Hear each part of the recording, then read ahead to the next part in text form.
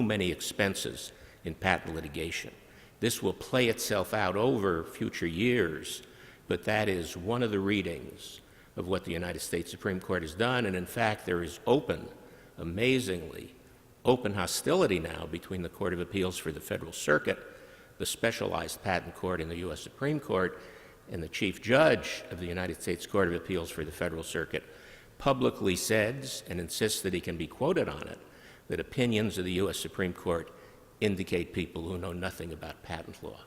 So this tension between the U.S. Supreme Court and the existing patent system and the Court of Appeals for the Federal Circuit is an extremely important part of the way patent law is evolving. That is connected to what I wanted to talk to you about. This is the fourth time that I've had the privilege of being here and that Dr. Agarwal has been kind enough to ask me to speak to this conference. My wife and I have been to India many more times than that. We first came in 1981 and have watched with such admiration what has happened in the country in the last 30 years. And though this conference focuses on patents, it's important, I think, to understand that patents are a means to an end. They are not the end. Patents are the means to building businesses. And wealth is ultimately created by building business. And patent innovation is essential to build business. Patents are a base of innovation. They can protect the business, but patents by themselves do not create value. And that, I think, is something that Mr. Chandrasekharian was trying to say as he talked about what happened with other patents. If you go to a venture capitalist, I've lived in California almost all my life, and though I live in Los Angeles, I spend a fair amount of time in Silicon Valley in the Bay Area. And if you go to a venture capitalist with a patent and say, I want to finance this business because I have a patent, nothing will ever happen. Because the question that will be asked is, what is your business plan? What need are you meeting? What is your marketing plan? Who are your executives? How do you intend to grow this business? And what will be asked for is, first of all, what need are you meeting? What is out there that is unmet that you can do better at a lower cost, provide value? Secondly, what is your business plan for meeting that need? And only thirdly, do you have proprietary patents or other intellectual property that will protect the essential innovation you're doing? To see why they have that perspective, let's just pause for a moment to think about Apple. Apple, of course, is in the news now because of patent litigation, the litigation with Samsung, but that's come at the end of a very long cycle.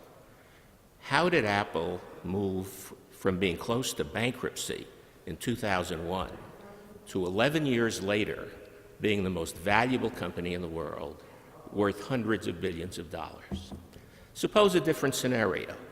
Suppose Apple had never built anything.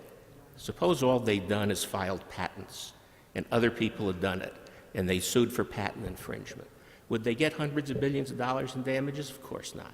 They wouldn't even get 1% of it.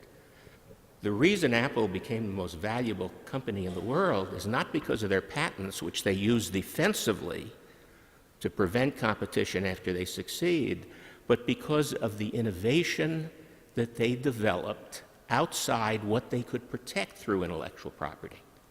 A key part of Apple's success, for example, is their retail stores.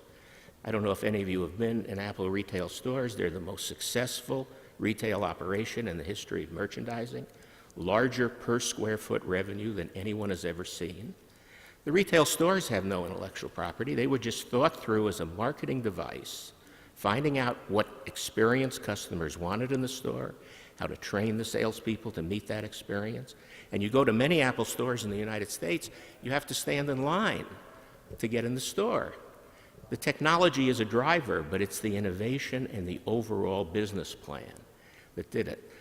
So I want to emphasize that though patent litigation can produce great awards, though one of the things I think the United States Supreme Court is wrestling with is that too much of patent is revolved around litigation and not around business development.